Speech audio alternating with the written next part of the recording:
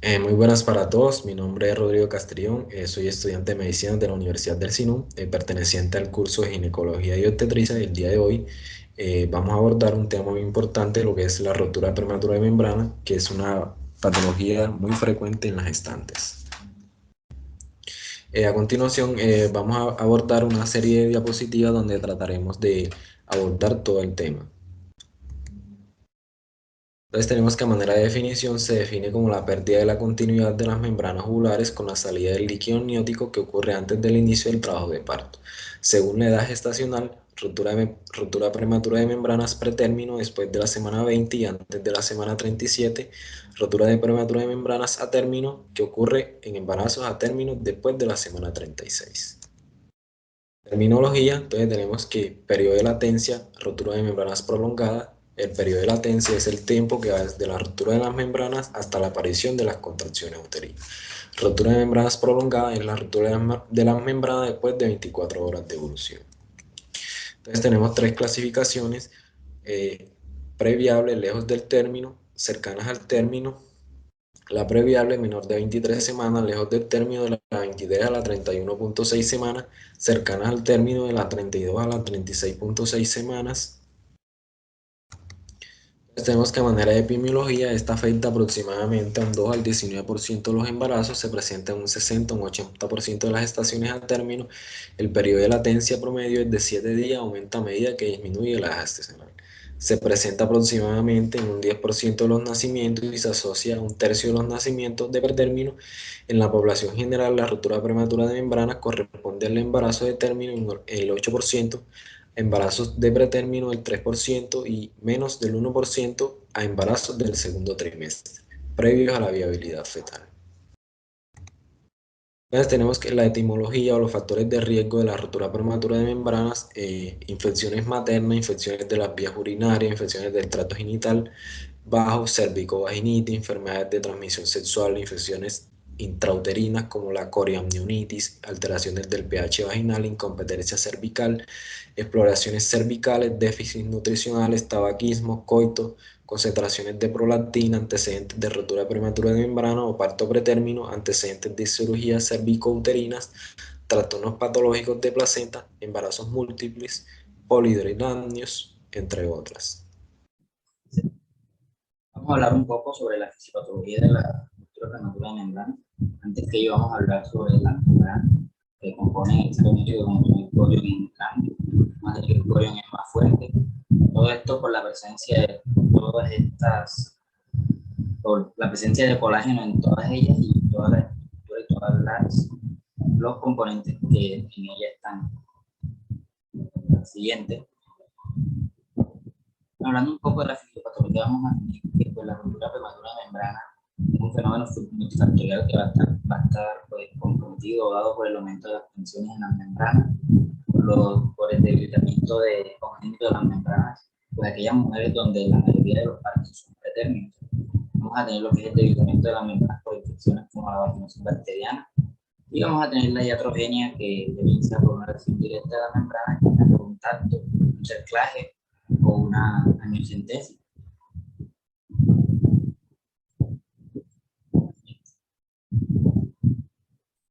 Cuando vamos a tener diagnóstico, pues lo principal va a ser el interrogatorio. Vamos a tratar de indagar sobre los síntomas. Hay que tener en cuenta aquellas pacientes que manifiestan porque se le mojan las piernas, una salida de líquido profuso. Principalmente en las noches, pues hacer también el resto de estudios para esclarecer el diagnóstico y que no sea solo un mal diagnóstico.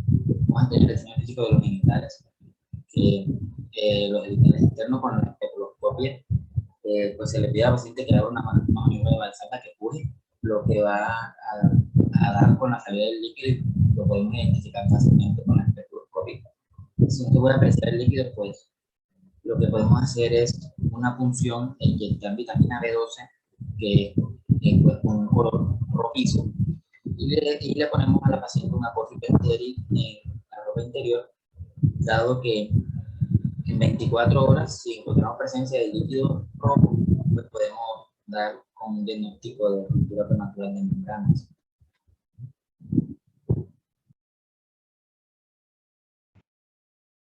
cuanto a las pruebas de laboratorio, tenemos la prueba de pH con papel de nitracina. Esta prueba ya casi no se usa, ya que el pH en la vagina puede variar también por otros factores, como por ejemplo el caso de la vaginosis cándida, y vemos que el papel de nitracina se usa para probar el pH del flujo vaginal. La nitracina o fenastacina es un tinte indicador de pH que indica un pH en el rango de 4.5 a 7.5. El líquido amniótico generalmente tiene un rango de pH de 7 a 7.3, que es diferente del pH vaginal normal, que es de 3,8 a 4,2.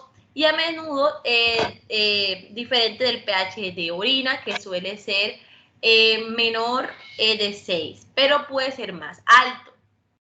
Los resultados falsos negativos y falsos positivos de las pruebas de nitracina ocurren hasta un 5% de los casos. Vemos que los resultados falsos negativos de la prueba pueden ocurrir cuando la fuga es intermitente o el líquido amniótico se diluye con otros fluidos vaginales. Los resultados falsos positivos pueden deberse pues a la presencia de fluidos alcalinos en la vagina como sangre, fluido seminal o jabón. Además, el pH de orina puede elevarse hasta cerca de 8 si se infecta con especies de Proteus. En cuanto a la prueba de helecho, vemos que esta prueba de laboratorio es una prueba de cristalización. Vemos que debido al contenido de mineral que presenta el líquido amniótico, en la especuloscopia se toma una muestra con baja lengua y se pone en un portaobjeto y se deja secar a medio ambiente, y posterior se mira el microscopio donde se observa la cristalización, pues que se está asemejando la forma de una hoja de helecho. Se hace hasta 2 pruebas, pues si se sale negativa. Teniendo en cuenta esto, vemos que el líquido amniótico seco muestra un patrón de arborización, por eso se llama prueba de helecho, cuando se observa bajo un microscopio. Vemos que el líquido del fornis vaginal posterior se frota por portaobjeto, como lo dije, de vidrio, y se deja secar pues durante al menos 10 minutos.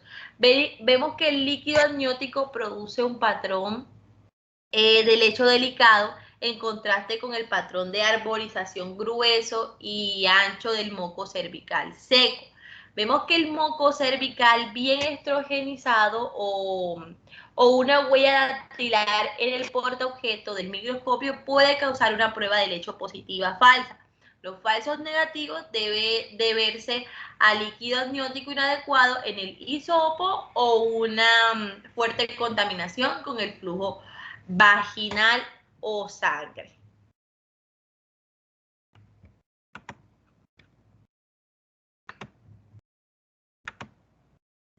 En cuanto al diagnóstico, tenemos la ultrasonografía. Muchos pacientes, si no la mayoría de estos, tienen oligohidramnios, es decir, un volumen de líquido amniótico inferior al esperado para edad gestacional.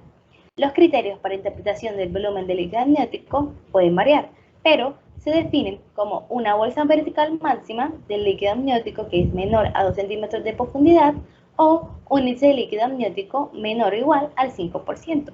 Si el volumen de líquido amniótico es normal, bajo, por ejemplo, un índice de 6 o 7 centímetros, se ordena una prueba comercial para detectar líquido amniótico y el resultado confirma o excluye el diagnóstico de ruptura prematura de membrana. Si en otro caso el volumen de líquido amniótico es normal, por ejemplo, un índice mayor a 7 centímetros o impresión sugestiva, o alto, por ejemplo, que el índice sea mayor a 24 centímetros con bolsa máxima vertical de mayor o igual a 8 centímetros o que presente una impresión sugestiva. Esto incluye razonablemente el diagnóstico de ruptura de membrana prematura. En cuanto al laboratorio, pues las pruebas de hematología y química son normales en ausencia de infección u otras complicaciones del embarazo. El diagnóstico diferencial. Bueno, aquí podemos encontrar lo que es la leucorrea, que se presenta muy frecuentemente. Se caracteriza por ser un flujo genital blanco amarillento infeccioso asociado a prurito.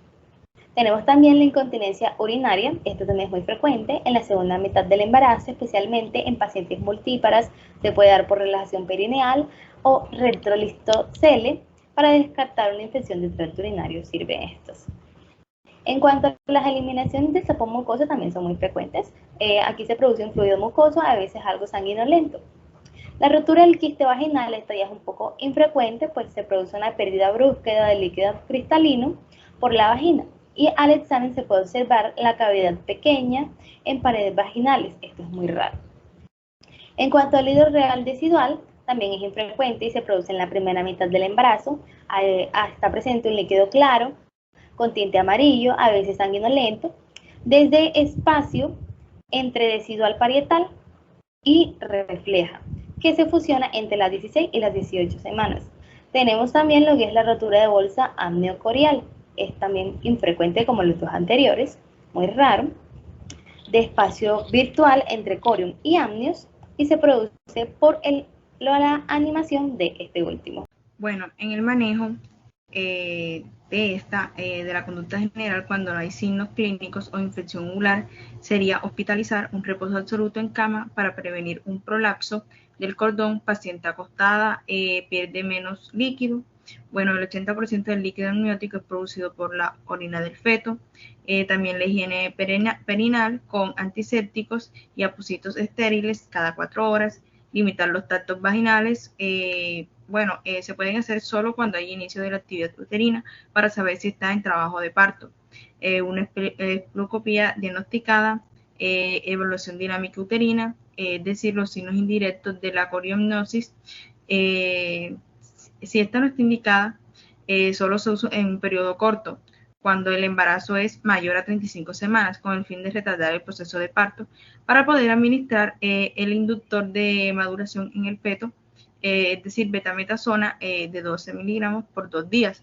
Después de eso ya no se administra más útero inhibidor y se produce como terminación del embarazo. También un control y registro de temperatura y pulso cada 6 horas, que puede causar hipotermia, taquicardia y la fetidez del líquido amniótico, con signos tardíos, posiblemente esta infección, y tratar de desembarazar a la paciente. Bueno, también un frecuente y fórmula leucocitaria para la detención precoz de la infección al ingreso después de las 48 y 72 horas. Una antibioterapia de ampicilina de 500 mg oral durante 7 días y eritromicina. Una neuroprotección de sulfato de magnesio y disminuir los riesgos de parálisis. También tenemos una conducta a la infección ovular que sería interrumpir la gestación dentro de las 24 horas independientemente a la edad gestacional. Las vías de interrupción dependen de las condiciones favorables a la inducción o no, preferiblemente de vía vaginal. También tenemos una extracción de muestras para cultivo y antibiogramas administrado al antibiótico de alto efecto, mientras que el cultivo de ampicilina de 2 miligramos que se da de 6 a 12 días.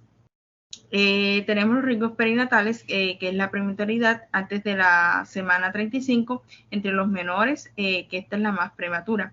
También una infección perinatal, que es el feto madre, debido al aumento del periodo de la latencia, que se recomienda el término del embarazo, sea por parto vaginal, y ya se mantendría la infección localizada y es más fácil el tacto. Solo está indicada en la cesárea, y si se presenta en posición podálica o con defectos óseos o con una producción del cordón umbilical. Bueno, otras complicaciones, el prolapso del cordón, que ocurre cuando la ruptura baja, sale del líquido y se contrae el cordón. También encontramos los oligamios severos que duren mucho más tiempo y pueden causar hipoplasia pulmonar o malformaciones esqueléticas, y un desprendimiento de la placenta, que hay ruptura de membranas y sale una cantidad de líquido importante.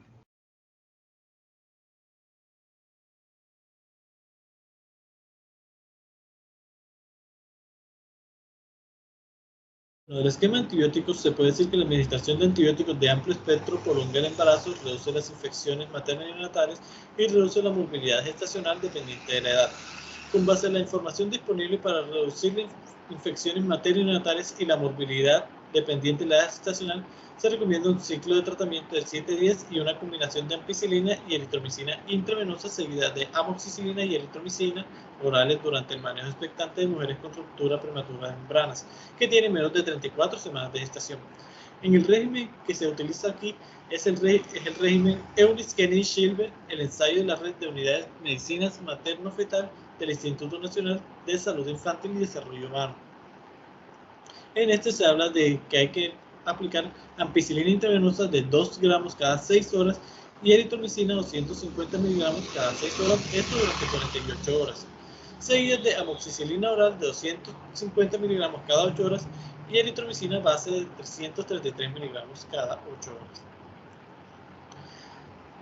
De la maduración fetal se puede decir que el uso de corticosteroides prenatales después de la ruptura prematura de membranas ha demostrado una reducción de mortalidad neonatal, el síndrome de dificultad respiratoria, la hemorragia intraventricular y la enterocolitis necrotizante.